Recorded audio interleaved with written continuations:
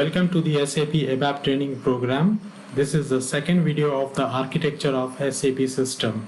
In first video, we have gone through all these videos. We have discussed all those slides and application layer, database layer, and also describe about the presentation layer, application layer, and how this architecture and just to come brief about it कि यहाँ पर remote function call use होता है जो कि gateway अगर किसी भी बाहरी वर्ल्ड के साथ अगर SAP को कनेक्ट करते हैं तो वो रिमोट फंक्शन कॉल के थ्रू कनेक्ट किया जाता है। और यहाँ पर user one, work process one और वर्क प्रोसेस टू, अगर बहुत सारे वर्क प्रोसेस हैं तो अगर दो यूजर हैं तो पहला वाला यूजर अगर किसने काम दिया डेटाबेस कुछ लेना है तो वो वर्क प्रोसेस वन यूज करेगा। उसका काम खत्म होने के बाद एक का काम खत्म होने के बाद ये फ्री हो जाएगा।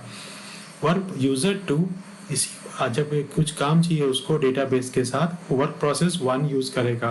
अगर यूजर वन फिर से उसको कोई काम जरूरत पड़ा तो वो वर्क प्रोसेस वन यूज नहीं कर पाएगा, वो वर्क प्रोसेस टू में जाएगा। तो इस मैनेज और जितने वर्क प्रोसेस है इनको मैनेज का काम होता है डिस्पैचर। यहाँ पर वर्क प्रोसेस को डिस्पैचर को कैसे मालूम पड़ेगा कि कौन सा वर्क प्रोसेस बिजी है या फ्री है? तो ये वर्क प्रोसेस के एक स्टेटस होता है जो कि रनिंग स्टेटस और वेटिंग स्टेटस में होता है। वो कि एक डायलॉग प्रोग्राम डायलॉग में होता है DIA कमांड में, जो कि ट्रांजैक्शन कोड है SM50, जिससे हमको मालूम पड़ जाता है या डिस्पैचर को मालूम पड़ जाता है कि कौन सा वर्क प्रोसेस फ्री है और कौन सा वर्क प्रोसेस एंगेज है। और नंबर ऑफ वर्क प्रोसेस उसके बारे में डेटा में ट्रांजैक्शन RZ10 में मालूम पड़ सकता है। तो यहाँ पर DIA जो बोल रहा था, DIA डायलॉग, तो handle dialogue request made from user through screens.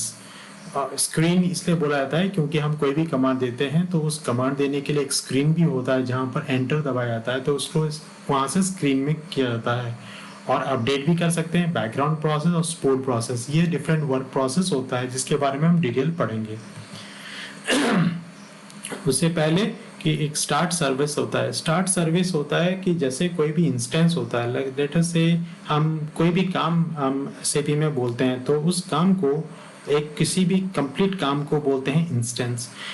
बहुत सारे इंस्टेंस को मिला के एक काम कंप्लीट होता है, पर एक इंस्टेंस में बहुत सारे वर्क प्रोसेस होते हैं। तो किसी भी start of the work order में होता है कि स्टार्ट सर्विस में स्टार्ट सिस्टम इंस्टेंस, तो ये स्टार्ट सर्विस इंस्टेंस को कोई भी काम को स्टार्ट करने में और स्टॉप करने में ये मदद करता है और ये उसके रिकॉर्ड भी रखता है।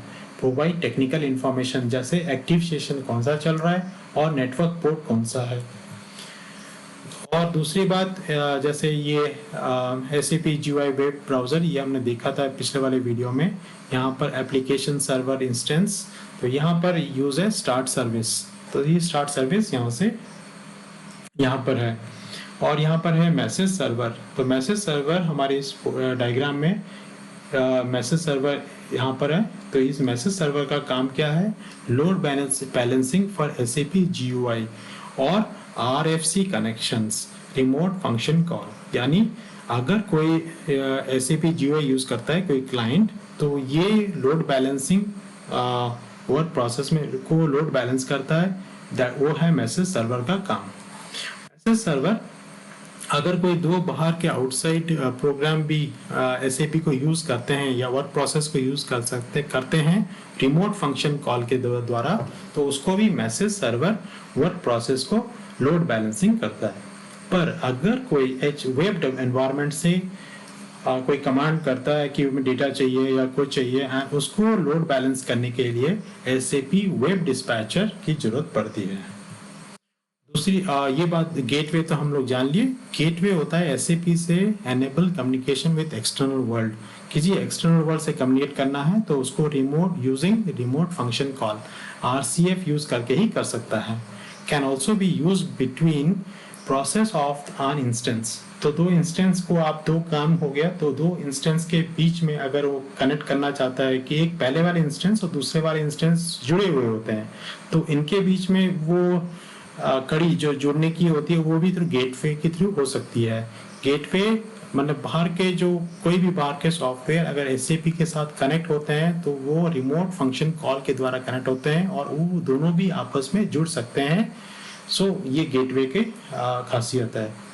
एनक्यू सर्वर का काम क्या है कि आप अगर कोई भी डेटा लेते हो तो जब आप डेटा को एक्सेस करते हो वो उस डेटा को उसी समय और कोई छूना नहीं चाहिए या और कोई उसको एक्सेस नहीं करना चाहिए या मॉडिफाई नहीं करना चाहिए। तो वहां पर एक लॉक लगा देता है, एक लॉकिंग फंक्शनैलिटी जो एक वर्चुअली लॉक कर देता है ताकि उसके काम करने के बाद ही उसको और कोई यूज कर सकता है। तो एक वर्क प्रोसेस की तरफ से ये एक एनक्यू सर्वर उसको लॉक करने की कोशिश लॉक करके रखता है। जब वो यूजर उसको छोड़ देता है तब दूसरा यूजर उसको यूज कर सकता है। यूजर कंटेक्स्ट है कि ये जो यूजर है उसके personal setting, authorisation, data and currency format, ये सारे फॉर्मेट्स कंटेक्चुअल इंफॉर्मेशन जो होते हैं ये सब सेव करते हैं। ये है यूजर कॉन्टेक्स्ट। तो ये सारे यूजर कॉन्टेक्स्ट उसको सेव करते हैं। ये भी एक डायग्राम है जहाँ पर SAP GUI दिखाया गया है, ABAP डिस्पैचर दिखाया गया है जो कि work process 1, work process N दिखाया गया है। बहुत सारे वर्क प्रोसेस हैं। हर एक वर्क प्रोसेस में एक इंटरनल मेमोरी भी होता है, screen processor, ABAP interpreter, data interface, और ये एसेस करता है। हाँ, दूसरी बात है जो एप्लीकेशन लेयर है, इस लेयर के अंदर एक एप्लीकेशन बफर भी होता है। एप्लीकेशन बफर इसलिए किया जाता है, उसके बारे में इसके बाद हम बताएंगे। तो यूजर कंटेक्स्ट क्या होता है? Load into application server one on each login, मतलब एक कोई लॉगिन होता है तो कोई भी एक लॉगिन करता है तो उसका जो कंटेक्चुअल इंफॉर्मेशन है वो उसमें रिकॉर्ड में आता है। वो लॉग ऑफ करने के बाद वो रह गया और रिफ्रेश नहीं होता। जब दूसरा कोई आता है वो पुराना वाला रिकॉर्ड वैसे ही रहता है। जब कोई नया यूजर आता है तो उसका रिकॉर्ड वहां पर रख जाता है। तो यूजर कंटेक्स्ट में वो रिकॉर्ड रखता है कि कौन काम कर रहा है। तो database server, RDBMS database layer. तो जो डेटाबेस है वो जो डेटाबेस लेयर वो क्या क्या रख सकते हैं? वो सारे सेंट्रल डेटा, सारे डेटा रखते हैं और एप्लीकेशन डेटा भी रखते हैं। एडमिनिस्ट्रेटिव, कस्टमाइजिंग सेटिंग्स जो भी हो चेंजेस होता है वो भी रहता है। ABAP सर्विस कोड, तो वो सर्विस कोड भी रखता है। कहने का मतलब है कि डेटाबेस सर्वर सारे डेटा रखते हैं। तो हम जो मैनेज किया जाता है डेटाबेस को वो RDBMS के थ्रू किया जाता है। Allow to spread data across multiple table and link the table using foreign key. जैसे हमने पहले स्लाइड में बताया था कि एक टेबल है तो एक टेबल का एक यूनिक चीज होनी चाहिए। जैसे हम स्टूडेंट के रजिस्ट्रेशन नंबर ले लो तो वो एक यूनिक है, तो वो हो गया एक की। दूसरे टेबल की कोई एक यूनिक ले लो, की क्लास हो गया, सेमेस्टर हो गया कुछ। तो अगर हम पहले टेबल को दूसरे टेबल के साथ लिंक करते हैं तो उसके लिए हमको फॉरेन की चाहिए। और टेबल है, कोई भी टेबल में जो कॉलम्स होते हैं उसको हम फील्ड बोलते हैं और कोई भी रोज हैं उसको हम रिकॉर्ड्स बोलते हैं। तो रो हो गया तो जैसे स्टूडेंट है 5000, तो 5000 रिकॉर्ड्स हो गए। और फील्ड है, फील्ड खुद ही एक स्टूडेंट हो सकता है, जैसे वेरिएबल होता है वैसे स्टूडेंट हो सकता है, टीचर हो सकता है, HODs हो सकते हैं, मतलब जो भी वेरिएबल्स, वेट हो सकता है, मार्क हो सकता है, कोई भी चीज हो सकती है। यहाँ है बफर एक है, it is a cache in which data is frequently accommodated but seldom change can be stored. मतलब अगर हमें कोई भी डेटा बार बार हमको एक्सेस करनी है तो डेटाबेस में जाकर हम उसको बार बार एक्सेस करेंगे तो ये टाइम कंजप्शन होगा, वर्क प्रोसेस ओवरलोड भी होगा। तो अगर हम उस डेटा को हम डेटाबेस से लेकर हम अगर एप्लीकेशन लेयर में बफर में रखेंगे फिर उसको हम बार बार यूज कर सकते हैं, जो भी हमारा काम है वो कर सकते हैं। तो बफर की जरूरत पड़ती है। इम्प्रूव क्या करता है? परफॉर्मेंस इम्प्रूव करता है क्योंकि वर्क प्रोसेस कम लोडेड हो जाता है और जल्दी काम भी करता है। Reduce database and network load. Obviously buffering recommended कब रिकमेंडेड होता है? Data in table does not change frequently, जब फ्रीक्वेंट चीज जरूरत नहीं है, मतलब हमको डेटा को सब मैनिपुलेशन करके सिर्फ अपने ढंग से उसको सिर्फ चाहिए, वहां डेटा को एडिट या डिलीट या ऐसा कुछ नहीं करना।